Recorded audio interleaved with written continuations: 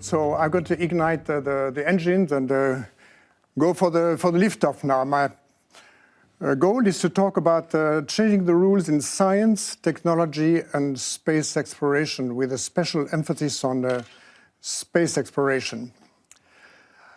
In the STEM discipline, STEM is for science, technology, engineering, and mathematics. We have, like in many other areas of human activity, a very low fraction of women working in this domain, about 20% total. 20% only, but rising. And what is important is not so much where we are, because we cannot change instantaneously where we are, but we can change where we will be in the future. So what is important is not only the function, but what mathematically we say the derivative, which means the change with time, and it's a positive derivative. And of course, we need to continue having it going up, and if possible, even change the derivative to a higher number. And we will take these actions seriously, and it's a responsibility of men and a responsibility of women. Now, if I consider the various disciplines of STEM, you have mathematics, you have engineering, you have astrophysics, social sciences. The fraction of the women working in these different disciplines varies from one area to the other one. And I think it's okay. It's like in sports. In sports, women are maybe more interested in a discipline like gymnastics and ice skating, and men are rather in baseball, football, rugby. And that's okay. What we need to achieve, however, is on the average in all of the STEM discipline have a high fraction of women, typically, ideally, of the order of 50%.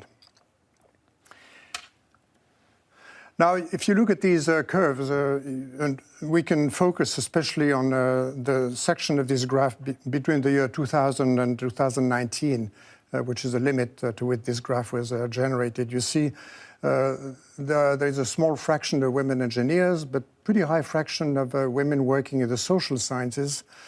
Computer workers, for some reason, diminished over the last few years, and I don't know exactly why. And mathematics and physical sciences is somewhere in the middle. And what you see in the upper left is the average employment of women compared to men in percentage. And for STEM, you see that STEM is below the average, and again of the order of 20% or slightly more than 20%. Now, why do we have this situation? There are two reasons mainly. On one hand, education, whether it's education within the family or in school or in universities, the gender stereotypes, and the male-dominated cultures also. It's just a cultural bias that exists, that is slowly diminishing, but has existed since a long time. Now, improving the situation has to happen, obviously. As mentioned before, failure is not an option in reaching this goal of women equality on the average over these different disciplines. And I think one of the main things that has to be done is talk to women, and that's a responsibility for women who have achieved and for men. Talk to women and listen to them. I think the dialogue has to be established in order to be able to extract the willingness of women at this time, whether they are school children or students or professionals, to extract from them the desire to achieve and have a very significant position in these STEM disciplines. Help women to be inspired by role models also. And the last one is in the employment interviews, avoid at all costs the biases towards males being employed versus women in the areas of the STEM. Talk to women. And this picture was taken when I was talking to students, men and women in Zurich a few years ago. We have to talk to them and listen to them. I think the dialogue is a very important element to bring women up in the STEM discipline. Role models. This is a woman that achieved a lot, not specifically in the STEM discipline, but Amelia Earhart did the first crossing the Atlantic Ocean solo, a few years after Lindbergh did it, and this was in 1932. A lot of courage, determination, and really a wonderful woman that has inspired a lot of other women. In the field of astrophysics, there are many achievements in astrophysics that were done by women. I'll just give an example. Arienta Leavitt did a fundamental discovery of the relationship between the brightness of some stars, which are called the Cepheids, and the period of the change in their luminosity. They are variable stars.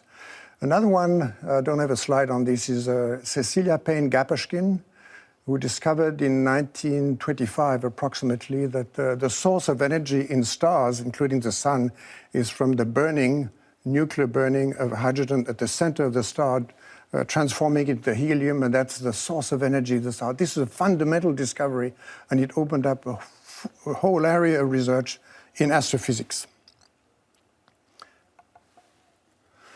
Now let's talk about women in the human space program. As mentioned before, I was 4 times in space in the space shuttle. That's my second mission in December 1993, the first visit to the Hubble Space Telescope. And we were always 7 on board the space shuttle. The missions were typically of the order of 2 weeks duration. And on this mission, we only had one woman, Katie Thornton. You see her on the lower right. Extraordinary women. And this picture was taken from the cabin of our spaceship. You see through the windows the Hubble Space Telescope with a new solar array that we had installed. And Katie Thornton herself did the removal of the old arrays in spacewalking and the installation of the new arrays. She was absolutely fundamental in the success of this mission.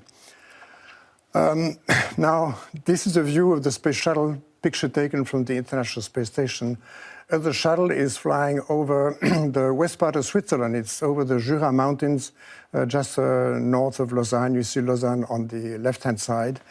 And about 20 seconds later, this is the same space shuttle over Zurich. And what we don't see on this picture is that the commander of the spaceship was a woman. This was in the summer of 2005.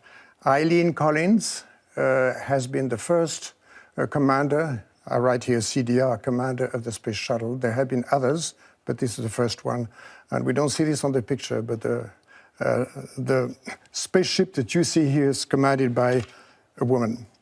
And this is a picture of Eileen Collins, again, very bright. She was an engineer, a test pilot at the same time, became an astronaut, and was really a bright star in the constellation of astronauts in the NASA program. Now, another woman astronaut that was extremely bright and superseded many men astronauts in the community of the people who go into space, Peggy Whitson. She has spent 665 days in space, and more than any other human being, at least on the west part of the world. Some Russians have gone a little longer than that in several missions. But she's a record holder in the US and European space program. She performed a total of 10 spacewalks. I did one, and I'm very happy I had the opportunity to do one, but she did 10 spacewalks. And she will fly again as a commander on a Crew Dragon mission, private mission, later this year. She'll be going up and doing a docking to the International Space Station on a private mission. So she has been a very bright NASA astronaut with enormous achievements, but she'll be commanding a private mission in a few months from now. Now, when I was selected as an astronaut, it was in Europe in 1978, and we were sent to Houston and joined a class of NASA astronauts. And this is a picture of our class, 20 astronauts, and there were only 2 women out of 20, so 10%. We have Bonnie Dunbar and Mary Cleave, the only 2 women out of 20. So 10%, that was 1980. Now, a new class of astronaut was selected in 2021. At the end of 2021, it's called the class of 2022. There's a total of 10 astronauts, including 4 women. So you see again, traditionally the ratio of women has been low in the STEM discipline, we know that, but also in the astronaut program in the past, but it's rapidly rising to about 50% or very close to it. Now, in a few weeks from now, it's going to be on the 15th of April, we'll have another crew of 4 who will be going with the Crew Dragon of SpaceX to the International Space Station. This is a picture of the crew, and we have 2 men and 2 women on this new mission to the International Space Station. Now, the next program of NASA, and it's being joined by the European Space Agency, by the Japanese, and by the Canadians, is going back to the moon. It's called the Artemis Program.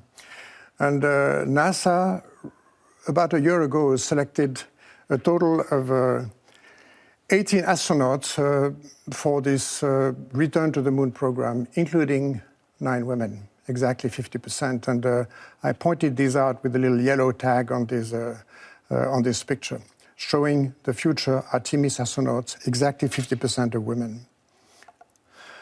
Now, that's going to be the first landing on the moon of this Artemis program. It's going to be on the south pole of the moon in about 2025, in 3, maybe 4 years from now.